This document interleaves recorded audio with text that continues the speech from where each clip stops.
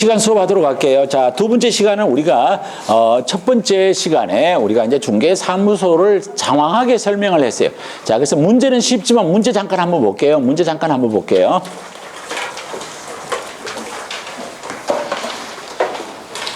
자, 2번 문제입니다. 2번 문제.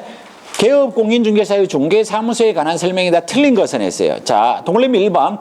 이중사무소를 설치한 경우와 임시중개시설물을 설치한 경우의 처벌 규정은 같아요, 달라요? 같아요. 자, 그 다음에 2번.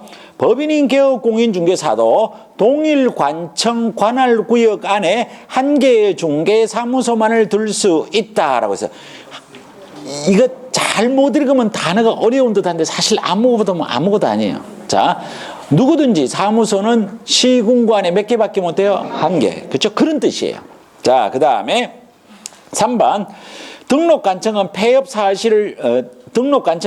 사실을 신고한 자는 지체 없이 사무소 간판을 철거해야 돼. 자, 간판 철거하는 경우가 몇 가지였어요? 간판 철거. 세 가지. 사무소 이전, 폐업, 등록 취소. 그러면 간판을 지체 없이 철거해야 되네. 해야 돼. 자, 그 다음에 동그라미 4번. 개업공인중개사는 그 사무소 명칭에 여러분들 공인중개사 사무소만 붕붕공인중개사 사무소면 이게 머릿속에 쉽단 말이야. 붕붕부동산 중개라는 문자를 어떻게 해요? 사용을 해야 돼. 이를 위반하면 100만 원 이하의 과태료. 자, 5번. 업무정지 중인 개업공인중개사도 사무소의 공동사용을 위해서 다른 개업공인중개사의 사무소로 이전할 수 있다 없다? 없다. 자, 틀린 답은 5번입니다. 자, 큰 3번. 공인중개사 법령상 법인의 분사무소에 대한 내용이다. 틀린 것은 분사무소의 업무정지 처분은 분사무소 소지지 시장 군수 구청장의 일을 행한다. 맞아요? 틀려요? 답이 조금만 이상한 쪽으로만 나와도 업무정지 처분이든 이전이든 휴업이든 폐업이든 전부 어디예요? 주된 사무소. 답 몇 번이에요? 1번. 자, 그래서 나머지는 여러분들 한번 보시고요. 자, 그 다음에 우리가 이제 우리 교재가 지금 111쪽이 펴졌어요. 111쪽. 자, 111쪽.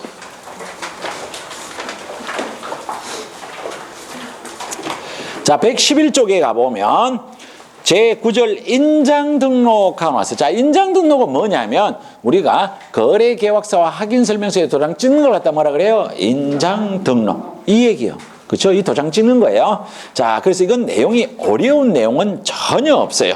자, 그래서 우리 교재의 새카만 네모 2번에 가보면 새카만 네모 2번에 가면 인장에 등록하고 돼 있어요. 양갈로 1번에 가보면 인장 등록 의무자와 등록 시기라고 돼 있어요. 자, 중개 업무를 취급할 수 있는 개업공인중개사 및 소속공인중개사는 늦어도 업무 개시 전까지는 중개행위에 사용할 인장을 등록관청에 등록해야 한다. 자, 다만 개업공인중개사의 경우 개설 등록 신청 시에 소속공인중개사의 경우에 고용신고 시에 인장을 등록할 수 있다. 자, 이 말이 틀린 말 하나도 없어요. 다 맞는 말이에요. 자, 근데 요걸 갖다가 조금만 더 예쁘게 한번 적어보면 인장 등록에 관한 걸 배워요. 자, 첫 번째 인장 등록 시기요. 인장 등록 시기는 원칙. 언제까지냐면 업무 개시 전까지 인장을 등록해야 된다. 자, 근데 예외적으로 개업공인중개사는 개설 등록 신청 시에 그 다음에 두 번째 소공은 고용 신고 시에 인장을 요걸 등록할 수 있다. 자, 그런데 이 내용이 생각보다도 잘 안 외워지더라고요. 근데 이게 뭐를 알면 이게 간단하냐면 우리가 제일 먼저 여기에서 뭘 하냐면 개설 등록을 해야 돼요. 개설 등록을 해야 돼야지 언젠가는 여기쯤에서 뭐냐면 업무를 개시를 해요. 자, 그럼 원칙 인장 등록은 언제까지 하면 돼요? 업무 개시 전까지 하면 되는 거예요. 자, 그런데 우리가 여기에서 요 개업공인중개사는 여기 개설 등록 신청 시에 인장을 등록을 어떻게 해요? 할 수 있다. 자, 소속공인중개사도 어딘지를 모르지만 야가 뭐냐면 고용신고를 해야 뭘 해요? 업무를 개시. 그래서 언제 할 수 있다고? 고용신고 시에 인장을 등록할 수 있다. 이렇게. 요 논리를 알면 이거 외우는 거는 위에 거는 이건 금방 쉬워져요. 자, 그 다음에 우리가 책의 순서만 조금 바꿔서 이따가 나올 거지만 여기서 먼저 한번 볼게요. 세 번째, 인장 변경 등록입니다. 자, 인장 변경 등록이라고 하는 건 뭐냐면 여러분들이 계약서에 도장을 너무 많이 찍어서 도장이 더 이상 이름이 안 나올 정도로 도장을 많이 찍은 거예요. 그럼 돈 엄청나게 많이 벌었다. 그죠? 그러면 도장을 바꾸는 걸 뭐냐면 인장 변경 등록. 자, 인장 변경 등록은 변경일로부터, 요거는 변경일로부터 7일. 자, 인장 변경 등록은 뭐라고? 변경일로부터 7일.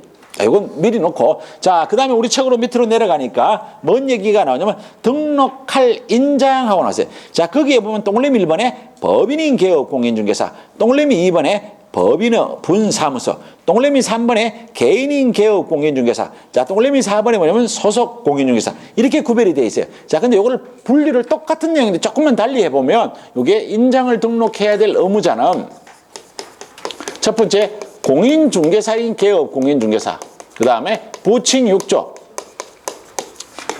야는 개업 공인중개사예요. 그리고 여기 누구까지 포함되면 소속 공인중개사까지 넣으면 야를 뭐라고 합쳐도 되냐면 개인이라고 합쳐도 된다는 거예요. 개인.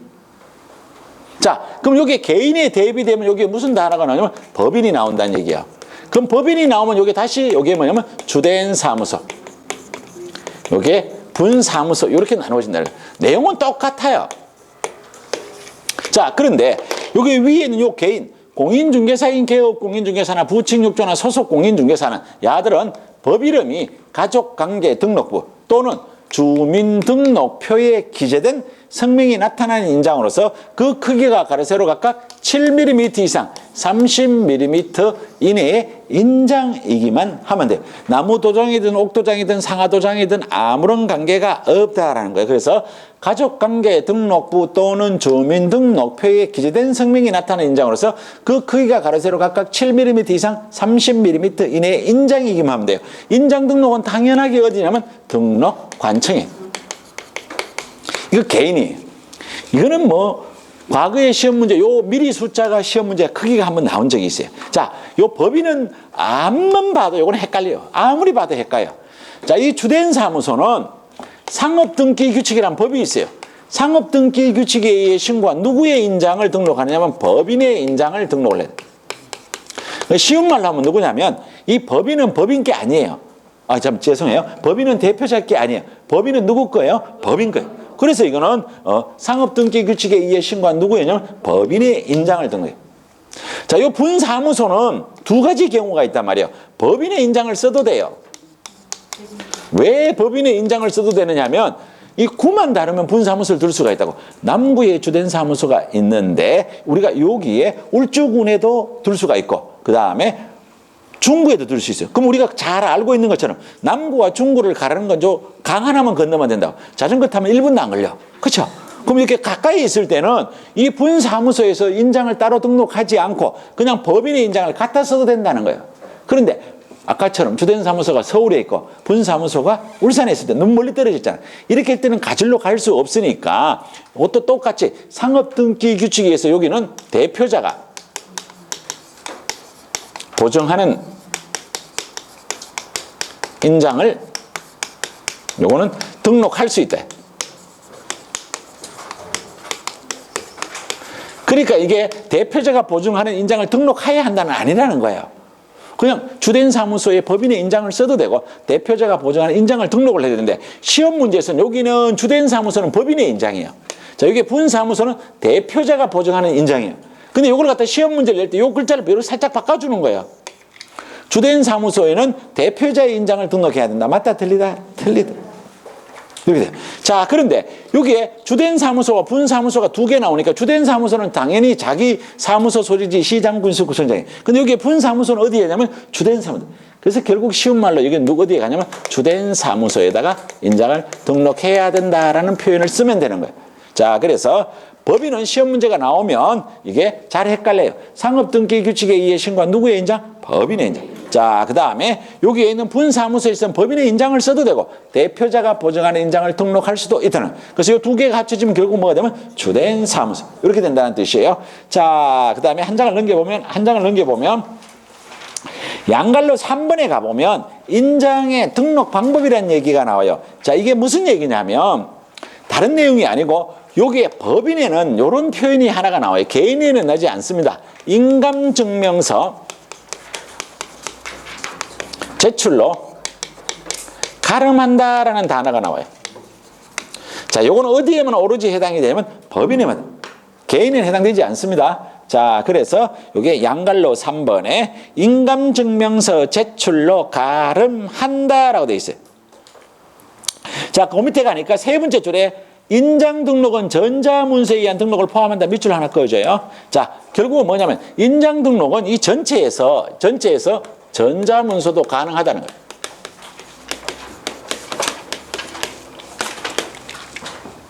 자, 요런 뜻이에요. 자, 그 다음에 양갈로 4번에 가면 등록한 인장의 변경이에요. 자, 아까 인장 변경 등록은 변경일로부터 며칠이라고요? 7일. 자, 그것만 하면 돼요. 자, 그 다음에 한 장을 넘겨보면 이게 인장 등록에 관한 얘기인데 여기 한 개만 남았어요. 뭐가 남았냐면 위반시가 나와요. 위반시. 자, 그러면 여러분들 여기에서 제가 질문을 하나 드려볼게요. 대답을 잘 한번 해봐봐요. 자, 우리 어차피 이거 알아야 될 거니까 이거는 입문과정, 1, 2월 과정, 3, 4월 과정, 5, 6월 과정, 7, 8월 과정, 9, 10월 과정의 인장 등록은 이 얘기밖에 없어요. 똑같아요.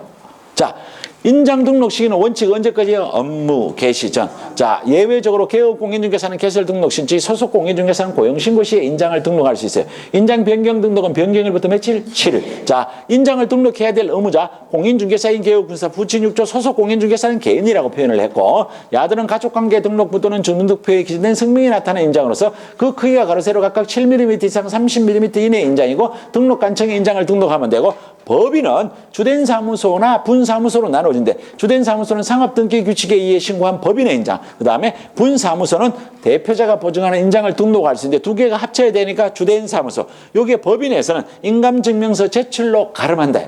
자, 그러면 요게 의무가 있으니까 위반이 나온단 말이에요. 자, 그러면 여기에서 인장 등록에 대해서 위반할 수 있는 사람이 누구예요?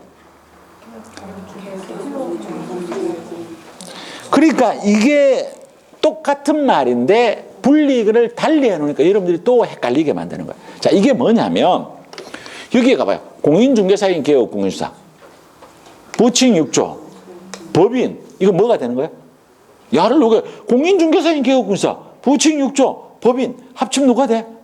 개업공인중개사. 그럼 남는 애 누구밖에 없어요? 그렇게밖에 없는 거예요. 똑같은 분리를 등록하는 방법에 인장을 등록해야 되는 거에 다르니까 이걸 달리 부급을 해놓고, 위반했는 걸 또 달리 표현하니까 다른 사람처럼 느껴지는데 그렇지 않다는 거예요. 그래서 위반할 수 있는 사람은 개업 공인중개사, 소속 공인중개사 끝이에요. 이해가 되죠, 이제? 자, 그러면 우리가 이 위반했을 때 개업 공인중개사가 어떤 행정처분을 받느냐까지 제가 줄여줄게요. 개업 공인중개사 책 보고 대답하면 아무 의미 없어요. 개업 공인중개사가 어떤 행정처분을 받을까? 모르면 눈이 이쪽으로 가야 돼요. 왜? 행정처분이면 자격 취소나 절치나 상치나 업무정지나 자격정지 중에 하나를 대별을 해야 된다는 얘기예요. 뭘 받아요? 업무정지. 자, 그러면 소속 공인중개사는 자격정. 그렇게 되는 거예요. 그래서 이거는 위반하면 개업 공인중개사는 업무정지예요. 소공은 자격정지.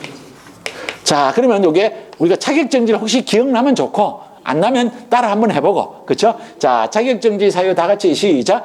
이인설설개개금.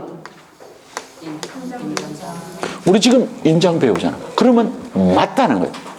이해가 되죠?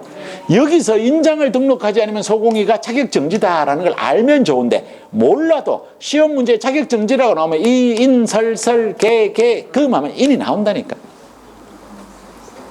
자, 요거 개업 공인중개사의 업무정지는 제가 여러분한테 아직 정확하게 설명을 안 해드렸기 때문에 이건 업무정지라고까지만 설명을 드려요. 요런 얘기예요. 자, 그래서 우리 문제로 갈게요. 오늘 나눠준 유인물 문제로 갈게요. 문제 4번.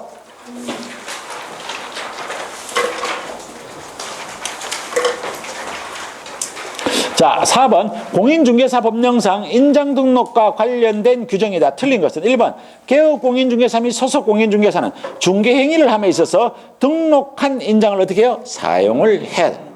당연하죠. 자, 그 다음에 2번 분사무소에서 사용할 인장은 상업등기 규칙 규정에 따라 법인의 대표자가 보증하는 인장을 뭐라고요? 등록할 수 있다. 맞죠? 자, 그 다음에 동그라미 3번 개업 공인중개사가 등록할 인장을 변경하는 경우는 변경일부터 며칠? 7일. 자, 그 다음에 4번 공인중개사인 개업 공인중개사는 가족관계 등록부 주민등록표상 성명으로 성명이 기재된 인장으로서 그 크기가 가로 세로 아유 발음도 안 되네. 가로 세로 각각 7mm 이상 30mm 이내 인장을 등록. 맞아요, 틀려요? 맞아요. 자, 그래서 5번 분사무소에서 사용할 인장은 어디 해야 돼요? 주된 사무소. 틀린다면 몇 번? 5번. 자, 그 다음에 우리가 교재가 순서가 바뀌어지는 거예요. 자, 교재가 몇 쪽으로 가야 되느냐면 129쪽으로 가야 돼요. 교재 129쪽으로 갑니다. 자, 이제 중간에 거는 다 했어요.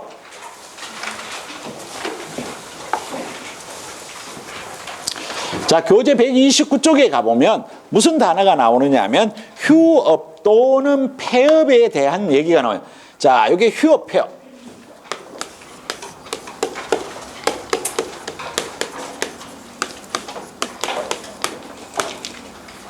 자, 여기 있는 휴업이란 단어, 폐업이란 단어는 우리가 휴업의 정의를 묻거나 폐업의 정의를 시험 문제에서 묻는 건 아니에요. 자, 그렇지만 우리가 통상적으로 휴업이라고 하는 것은 자기가 종사하는 업무에서 일정 기간 동안 일을 하지 않고 쉬는 걸 갖다 뭐라 그래요? 휴업. 이거 휴업이라고 한단 말이에요. 자, 그래서 여기는 휴업이고 폐업이라고 하는 것은 자기가 일하는 그 업계를 완전히 떠나는 게 이게 뭐냐면 이게 폐업이에요. 자, 그래서 먼저 휴업이라는 걸 살펴보는데 자, 우리 공인중개사법에서 휴업에는 이런 단어가 나와요. 3월을 초과하는 휴업을 하고자 할 때는 미리 등록증을 첨부해서 방문 신고를 해야 하는데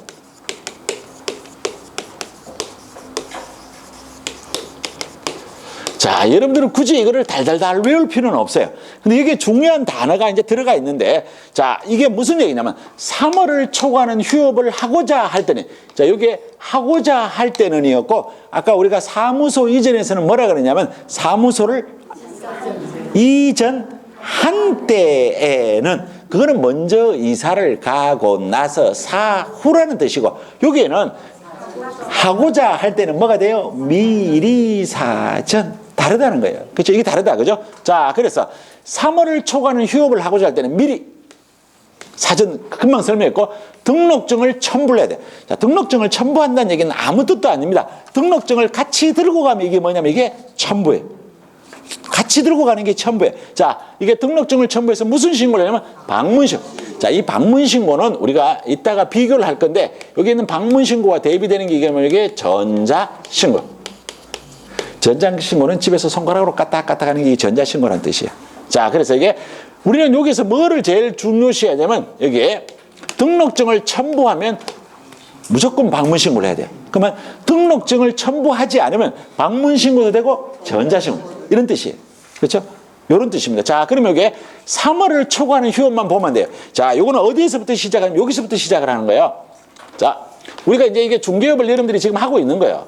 그러니까 중개업을 하고 있는데 어느 시점에서 한 달, 두 달, 석 달, 요게 3월이에요. 요게 3월. 요게 딱 3월 되는 날이에요. 요게 한 달 놀 때는 그냥 놀아도 된다고 휴업신고 안 하고 놀아도 돼요. 두 달 놀 때도 휴업신고 안 하고 놀아도 돼요. 3개월까지 놀 때도 휴업신고를 안 해도 돼요. 그런데 이론상 요 3월에서 하루만 더 놀려고 하면 휴업신고를 해야 돼, 안 해야 돼요? 해야 돼요. 요 뜻이에요. 그래서 3월을 초과하는 휴업을 하고자 할 때는 미리 등록증을 첨부해서 방문신고를 해야 돼. 두 번째 나오는 단어가 요 단어가 나와요.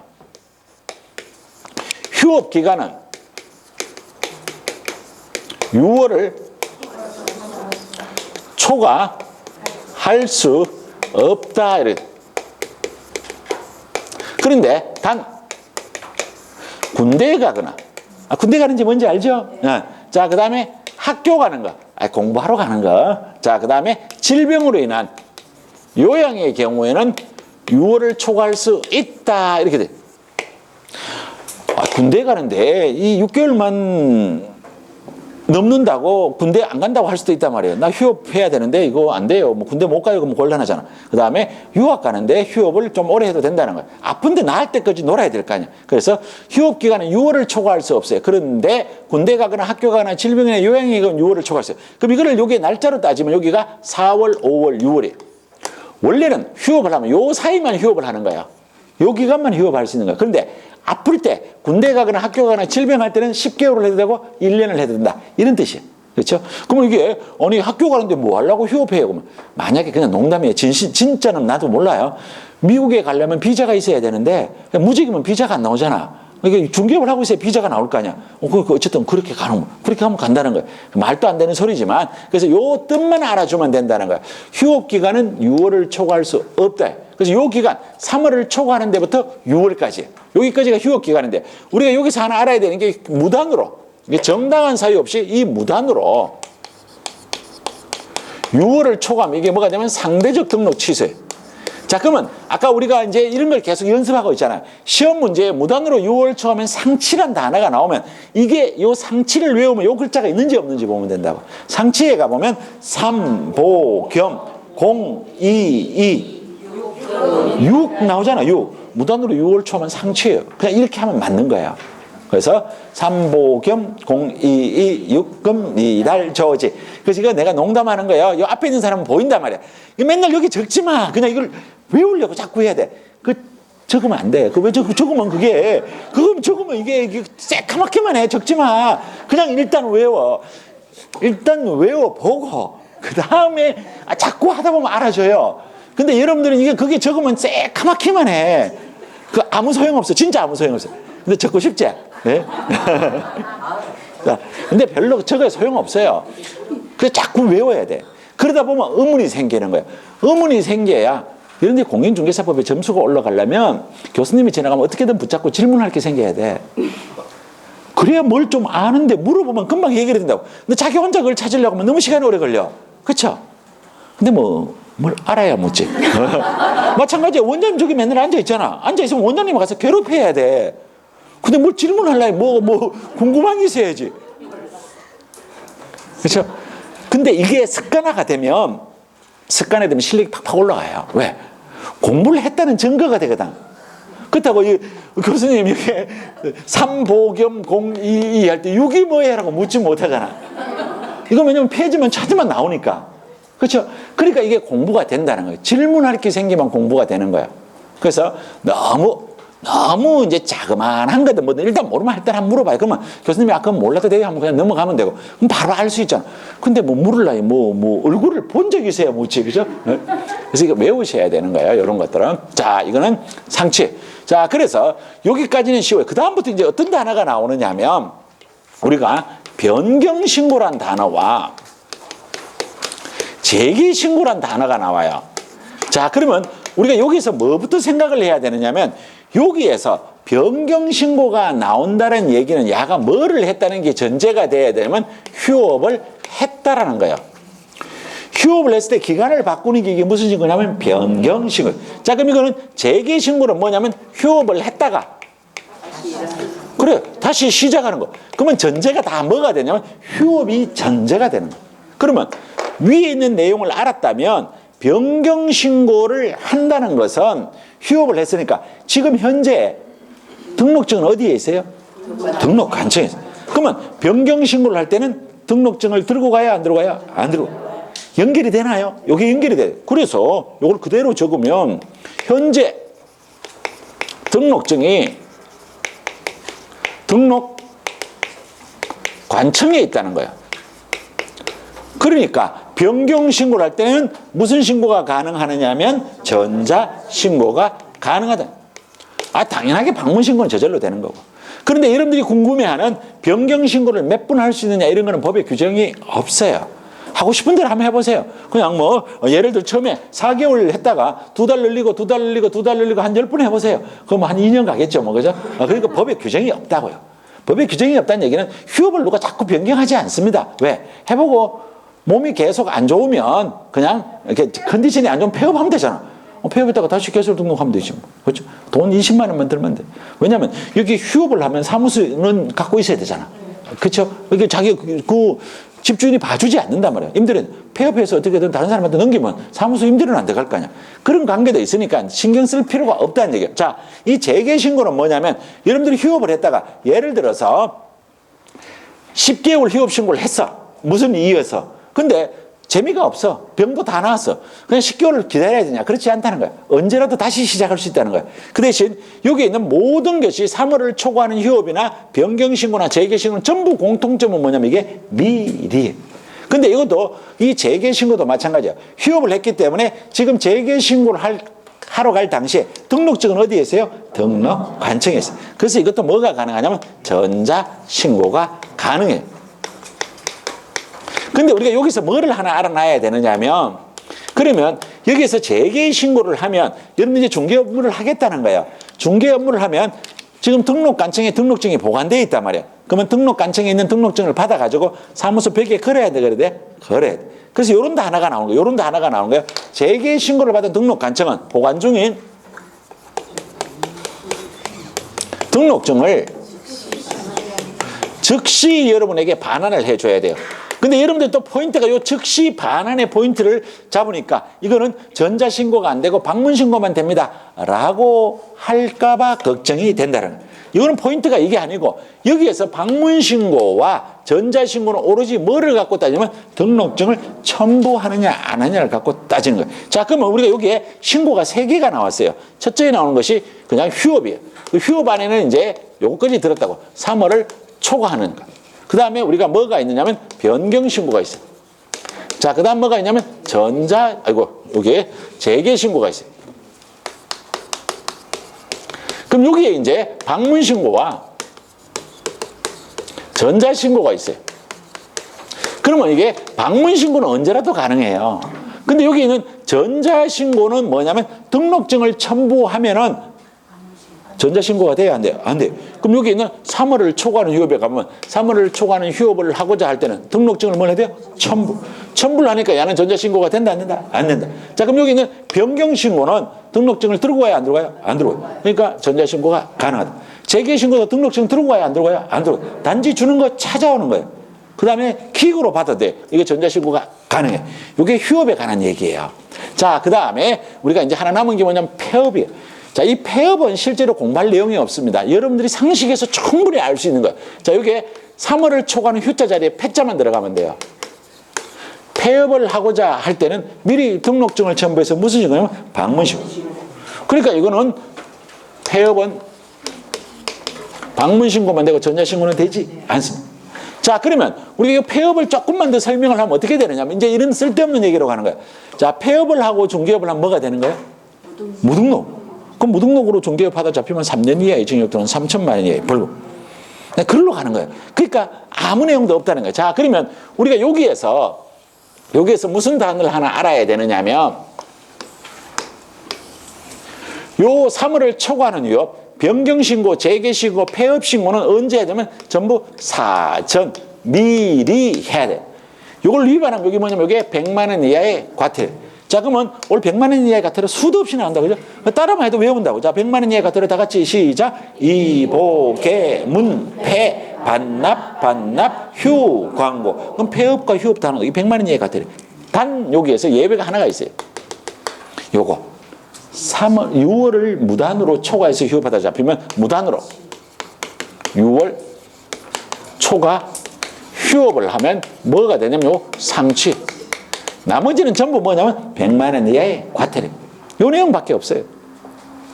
자, 그래서 우리가 여기에 관련되는 내용을 갖고 이제 문제를 한번 볼게요. 5번 문제. 오늘 5번 문제. 자, 오늘 5번 문제.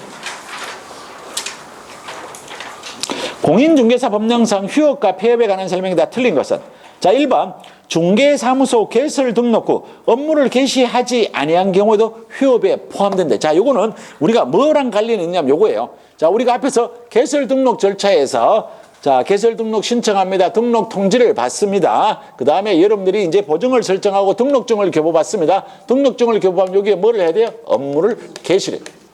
등록증을 교부받고 업무를 개시하지 않는 것도 휴업이라고 본다는 거예요. 그럼 여기에 등록증을 교부받고 3월을 초과하도록 업무를 시작하지 않으려면 그냥 놀면 안 되고 뭐를 해야 되고 휴업 신고를 하고 놀라는 거예요. 그런 뜻이에요. 특별한 의미는 없습니다. 자, 그런데 이거는 말로 수업 시간에 하지 않았기 때문에 이런 문제를 통해서 이거를 설명을 드리는 거예요. 자, 동그라미 2번. 취학을 사유로 6월을 초과해서 휴업할 수 뭐라고요? 있다. 자, 설마 또 취학이 뭔지 모르면 안 되겠죠. 취학은 뭐 하는 거예요? 학교가. 그렇죠? 그렇죠? 맞는 말이에요. 자, 그 다음에 동그라미 3번. 중개사무소 재개 신고를 받은 등록관청은 반납받은 중개사무소 등록증을 어떻게 반해야 돼요? 즉시. 자, 그 다음에 중개업의 휴업, 폐업 신고는 전자문서로 할 수 없다. 틀린다면 몇 번? 4번. 자, 그 다음에 5번. 자, 5번. 2월 휴업 후 중개업 재개 시 재개 신고는 불필요하다. 이거 맞아요? 틀려요?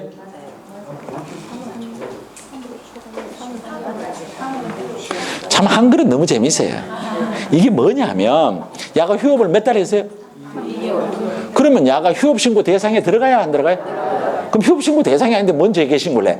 이렇게 생각하면 아무것도 아니에요. 근데 뭐 좋은 질문이라고는 할 수는 없어요.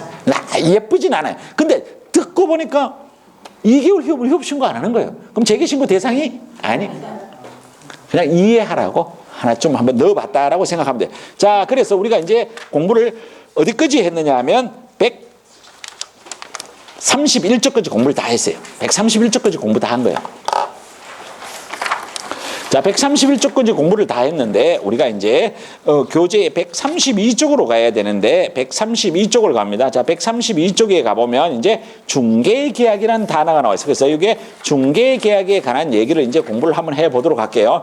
자, 그래서 우리가 뭐를 이제 배우려고 하느냐면 지금까지 우리가 배운 내용을 제가 살짝 제목만 한번 얘기를 해볼게요. 자, 이거는 뭐 그냥 여러분들이 빨리 머리가 이제 이 단어가 떠오르면 좋아요. 자, 우리가 지금까지 공부한 내용을 제가 제목만 한번 적어볼게요. 자, 우리가 첫째 주에 1교시에 뭐를 배웠냐면 재정 목적을 배웠어요. 그렇죠? 자, 2교시에 뭐를 배웠냐면 용어의 정의를 배웠어요. 진짜로 배웠어요. 3교시에 뭐를 배웠냐면 중개 대상물을 배웠어요. 이게 1주차 수업이었어요.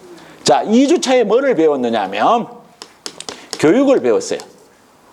2주차에 1교시에. 자, 그 다음에 뭐를 배웠냐면 개설 등록을 배웠어요. 자, 2교시에 뭐를 배웠냐면 결격 사유를 배웠어요.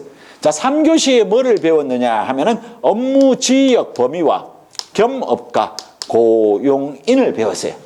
자, 오늘 3주차에 1교시에 뭘 배웠냐면 사무소를 배웠어요. 지금 2교시에 지금 뭐를 배웠냐면 인장등록과 휴업과 폐업을 배웠어요. 그러면 요 내용이 결국 뭐를 얘기하느냐면 이제는 고객을 만날 준비가 다 되어 있는 거야. 자, 이제 고객을 만날 준비가 되어 있으니까 여러분들이 이제 고객이 오기만 기다리면 돼, 사무실에서. 자, 그래서 사무실에 있으면 누군가가 찾아오게 된다는 거야. 근데 실제로 찾아올지 안 찾아올지는 몰라요. 그냥 이론상. 자, 그래서 문을 열고 있으면 누군가가 와서 소장님 집 하나 사주세요, 집 하나 팔아주세요. 이게 뭐냐면 이게 중개계약. 자, 그럼 이 중개계약이라는 것은 이런 중개 대상물이 있으면 여기 있는 매도인과 매수인이 있고 여기에 개업공인중개사가 있으면 여기에 있는 매도인이 와서 소장님 집 하나 팔아주세요 하면 여러분들이 아니요, 나는 선생님하고는 안 할래요, 집에 가세요. 그래도 법에 위반되지 않습니다.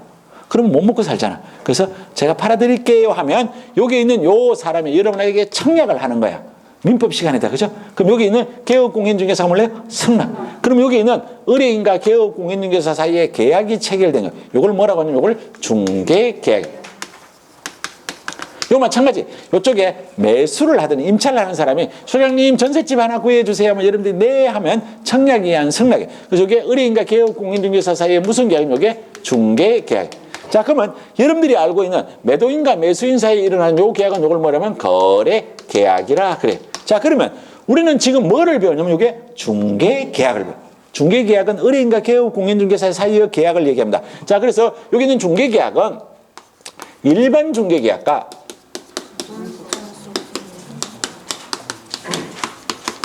전속 중개계약으로 나누어집니다. 자, 그러면 일반 중개계약은 뭐냐면 이따가 다시 자세하게 설명을 하겠지만 여기 집 앞에 여러 개업공인중개사가 있습니다. 여러 개업공인중개사에게 물건을 의뢰하고 가장 먼저 거래계약을 체결한 개업공인중개사에게 물건을 이게 연결해줘서 계약을 체결한 개업공인중개사에게 중개 보수를 지급하는 게 여기 뭐냐면 일반 중개계약. 자, 이 전속 중개 계약이라고 하는 건 뭐냐면 여러 개업 공인중개사 중에서 특정한 개업 공인중개사 한 사람에게만 물건을 믿고 맡기는 걸 갖다 말하면 전속 중개 계약이라. 그래서 우리는 시험 문제에서 여기 있는 이 중개 계약에서 많이 나오면 두 문제가 나오는 거야. 일반 중개 계약에서 한 문제, 전속 중개 계약에서 한 문제. 근데 그 내용은 쉬워요. 아주 간단한 거예요. 특히 일반 중개 계약은 너무 쉬워요. 자, 그래서 여기에서 이제 전속 중개 계약을 갔을 때가 문제가 되는데 전속 중개 계약을 체결했을 때는 개업 공인중개사도 의무가 발생하고 의뢰인도 의무가 발생을 하는 거예요. 그래서 여기에 개업 공인중개사의 의무가 뭐가 있냐면 의뢰인이 비공개를 요청하지 않는 날 며칠 이내? 7일 이내 부동산 거래 정보망 또는 일간신문에다가 정보를 공개한대. 정보를 공개해야 되는 내용이 뭐냐면 중도, 수도, 소공, 예공 하는 걸 배운다는 거예요. 자, 그래서 이게 정보를 공개하고 나면 누군가가 그 물건에 관심을 가지고 사러 오게 되면 그 물건에 대해서 설명하는 걸 뭐라고 하냐면 확인 설명. 자, 이 확인 설명을 잘하면 이게 상대방이 그래 내가 그거 살게요. 이걸 작성하면 거래 계약서를 작성해.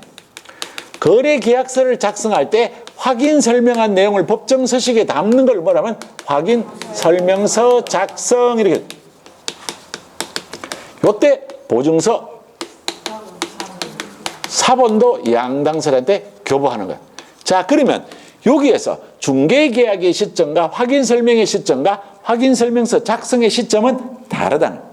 시간의 흐름이 이쪽으로 가는 과거, 이쪽으로 가요. 자, 그런데 여기에는 확인설명서를 작성하는 시점과 거래계약서를 작성하는 시점과 보증서 사본을 교부하는 시점은 같다 다르다? 같다라는 이런 개념.